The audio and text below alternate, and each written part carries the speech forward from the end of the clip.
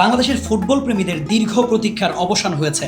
বাংলাদেশ জাতীয় দলে খেলার লক্ষ্যে বাংলাদেশে এসেছেন ইংলিশ প্রিমিয়ার লিগের তারকা খেলোয়াড় দেওয়ান হামজা চৌধুরী।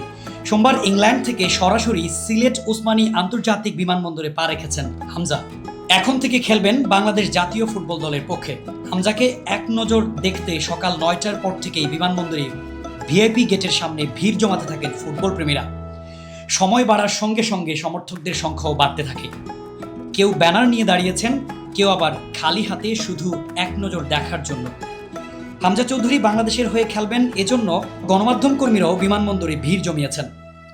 এএফসি এশিয়ান কাপের বাছাই পর্বে নিজেদের প্রথম ম্যাচে ভারতের মুখোমুখি হবে বাংলাদেশ।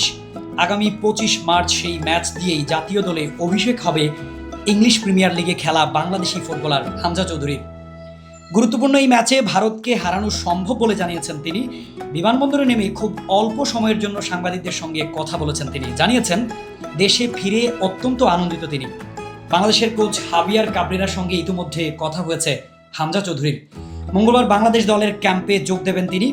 মাঠে নামার অপেক্ষায় থাকা এই মিডফিল্ডার বললেন, ইনশাল্লাহ আমরা জিতব। এদিকে হামজার আগমনের খবরে তার গ্রামের বাড়ি হবিগঞ্জের বাহুবল উপজেলার স্নানঘাট গ্রামের সবার মধ্যে উৎসবের আমেজ বিরাজ করছে।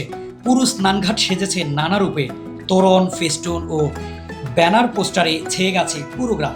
হামজাকে স্বাগত জানাতে এসব প্রস্তুতি এলাকার সর্বসাধারণের। দেওয়ান হামজা চৌধুরী হবিগঞ্জের বাহুবল উপজেলার স্নানঘাট গ্রামের বাসিন্দা দেওয়ান গোলাম মোর্শেদ চৌধুরী ও রাফিয়া চৌধুরীর ছেলে। হামজার জন্ম ইংল্যান্ডের লাভপুর শহরে। খেলেন ইংলিশ প্রিমিয়ার লিগের ক্লাব লেস্টার সিটিতে। জানা গেছে শেফিল্ড ইউনাইটেডে খেলা এই মিডফিল্ডার সোমবার গ্রামের বাড়িতে থাকবেন। আর ভারতের বিপক্ষে এশিয়ান কাপ বাছাইয়ের তৃতীয় রাউন্ডের ম্যাচ খেলতে 20 মার্চ দলের সঙ্গে শিলংয়ের উদ্দেশ্যে রওনা দেবেন তিনি।